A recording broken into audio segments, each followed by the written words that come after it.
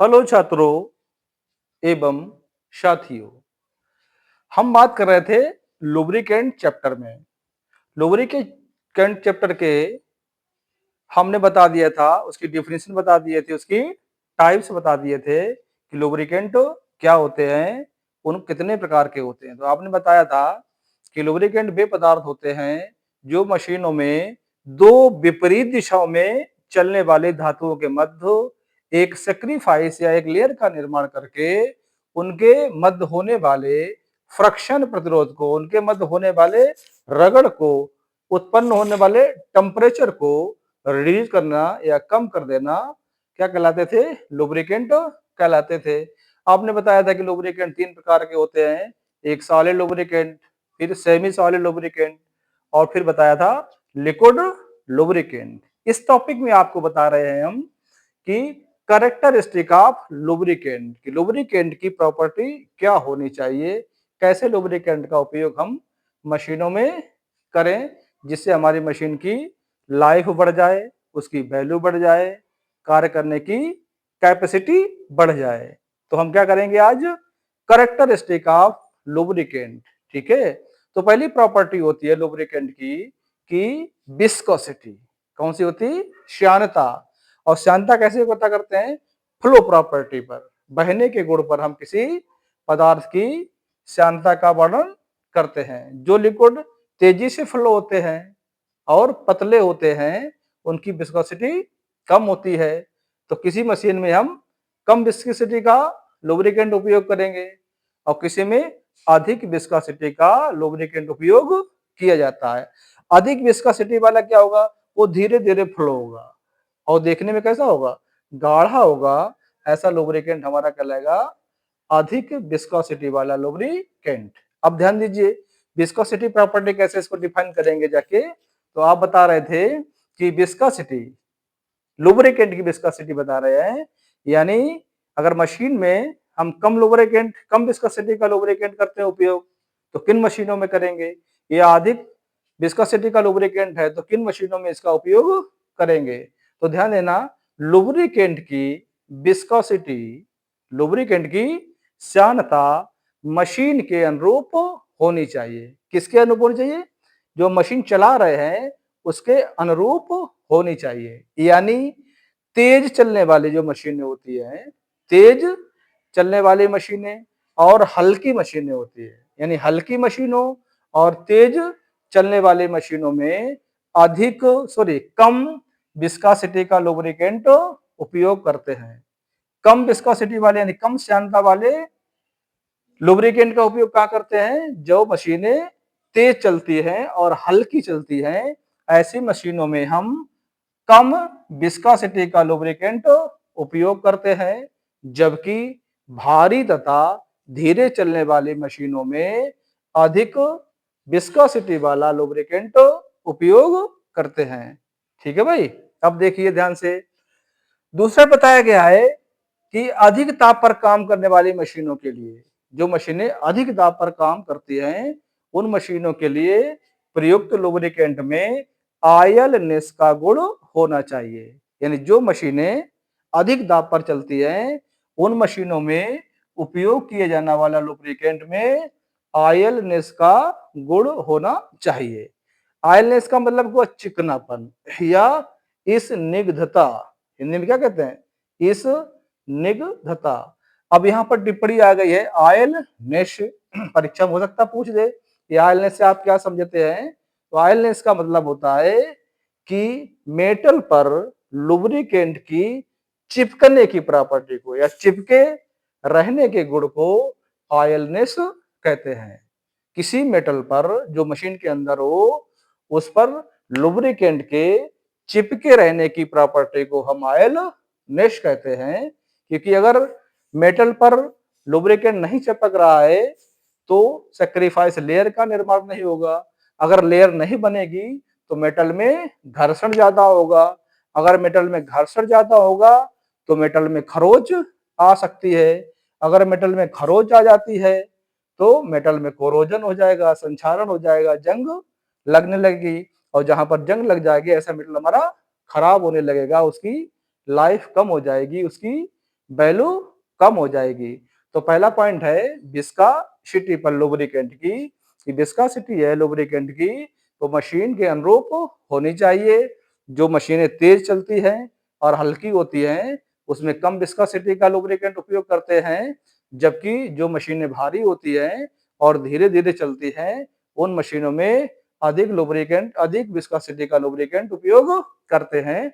दूसरा पॉइंट बताया था कि अधिक दाब पर काम करने वाली मशीनों में, जो मशीनें अधिक दाब पर काम करती हैं उन मशीनों में प्रयुक्त लुब्रिकेंट में ऑयलनेस का गुण होना चाहिए। ऑयलनेस क्या बताया था कि मेटल पर चिपके रहने की प्रॉपर्टी को, लुब्रिकेंट के मेटल पर चिपके रहने की प्रॉपर्टी को ऑयलनेस कहते हैं। तीसरा पॉइंट है लुब्रिकेंट की विस्कोसिटी पर टेम्परेचर का प्रभाव नहीं पड़ना चाहिए। तीसरी प्रॉपर्टी बताई है कि लुब्रिकेंट की विस्कोसिटी यानी श्यानता पर टेम्परेचर का प्रभाव नहीं पड़ना चाहिए। मान लीजिए जो मशीनें हम चलाते हैं कई घंटों तक लगातार चलाते रहते हैं तो उनका टेम्परेचर बहुत अधिक हो जाता है।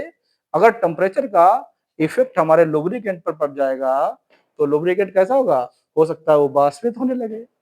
अगर वाष्पित होने लगेगा तो लुब्रिकेंट धीरे-धीरे खत्म होने लगेगा, कम होने लगेगा और मशीन खराब होने का डर बना रहता है। अतः लुब्रिकेंट की विस्कोसिटी पर टेम्परेचर का कोई प्रभाव नहीं पड़ना चाहिए। चौथा पॉइंट बताया है कम वाष्पशीलता वाले लुब्रिकेंट का उपयोग करना चाहिए। ऐसे लुब्रिकेंट का उपयोग करना चाहिए जिसकी वाष्पशीलता कम हो। यानी जब टेम्परेचर बढ़ेगा मशीन का तो लुब्रिकेंट गर्म हो जाएगा, जब गर्म होगा जाके तो हो सकता है वो वाष्प में परिवर्तित होने लगे। अगर लुब्रिकेंट वाष्प में परिवर्तित होने लगेगा तो उसकी मशीन में क्वांटिटी कम हो जाएगी। आपने मशीन को बताया है कि 40 घंटा या 100 घंटे चलाने के बाद इसकी सर्विसिंग करानी है और टेम्परेचर का क्या हो जाके वाष्पशील यानी वाष्प में बदल जाएगा तो ये क्या करेगा, बाहर निकल जाएगा और लुब्रिकेंट हमारा कम हो जाएगा, जिससे मशीन में लुब्रिकेंट कम होगा तो उसमें रगड़ हो जाएगी, मेटल खराब होने लगेगा, मशीन हमारी पूरी तरह से डैमेज हो जाएगी।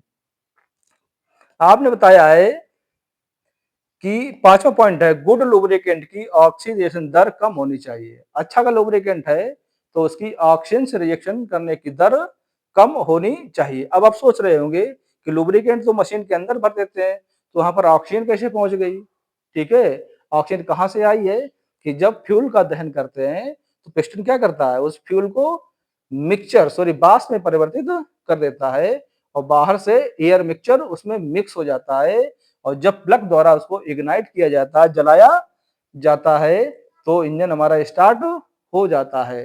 तो ऑक्सीजन वहां पर मिक्स हो जाएगी कहां से, लुब्रिकेंट में। अगर लुब्रिकेंट जो होता है वो ऑक्सीजन से रिएक्शन कर लेता है, ऑक्सीजन से रिएक्शन करके कोई पदार्थ का निर्माण कर लेता है तो लुब्रिकेंट कैसा हो जाएगा, खराब होने लगेगा और जब लुब्रिकेंट खराब होगा तो मशीन को पूरी तरह से डैमेज कर देगा। 6 पॉइंट बताया है लुब्रिकेंट विघटित होकर कम कार्बन उत्पन्न करने वाला होना चाहिए। यानी लुब्रिकेंट का विघटन होगा, विघटन अगर अधिक होता है और अधिक कार्बन का उत्सर्जन होता है तो ये कार्बन कहाँ लुब्रिकेंट में मिल जाएगा और लुब्रिकेंट हमारा अतिशीघ्र खराब हो जाएगा, जिससे मशीन के डैमेज होने की संभावना अधिक हो जाती है। लास्ट पॉइंट बताया है लुब्रिकेंट की इमल्सन बनाने की क्षमता कम होनी चाहिए। लुब्रिकेंट के इमल्सन माने होता है पायस, पायस बनाने की क्षमता सबसे कम होनी चाहिए। आप जानते हैं कि पायस में दो फेज होती है, पायस में दो फेज होती है, इमल्सन में दो फेज होती है। एक होती है परिक्षेपण माध्यम, जो सबसे अधिक मात्रा में प्रावस्था पाई जाती है उसे कहते हैं परिक्षेपण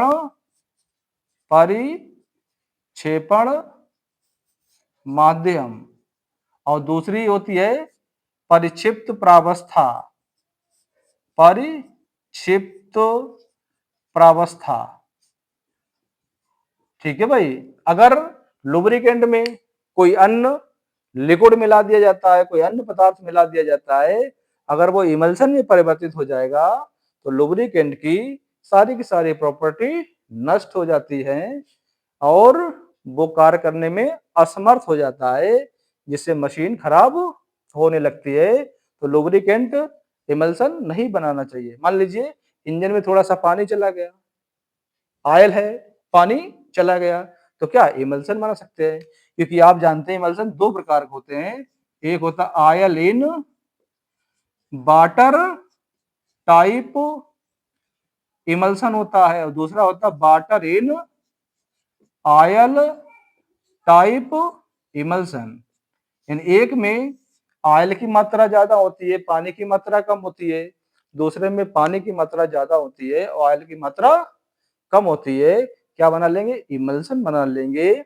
अगर लुब्रिकेंट इमल्शन बनाने की क्षमता अधिक होगी तो लुब्रिकेंट जल्दी खराब होने की संभावना बने लेगी। यानी ऐसा लुब्रिकेंट होना चाहिए जिसकी इमल्शन बनाने की क्षमता कम होनी चाहिए। अगर ये सारे प्रॉपर्टी फॉलो करते हैं तो हमारा लुब्रिकेंट कैसा होगा? अच्छा लुब्रिकेंट होगा, और हमारी मशीन की लाइफ बनी रहेगी, उसकी वैल्यू बनी रहेगी। तो जितना उपयोग फ्यूल का होता है उससे ज्यादा मशीन को क्योर करने के लिए, सही रखने के लिए लुब्रिकेंट का उपयोग करते हैं। ठीक है, सभी लोग चैनल को सब्सक्राइब कर लीजिए, जिससे आने वाली वीडियो के बारे में आपको पता लगता रहे।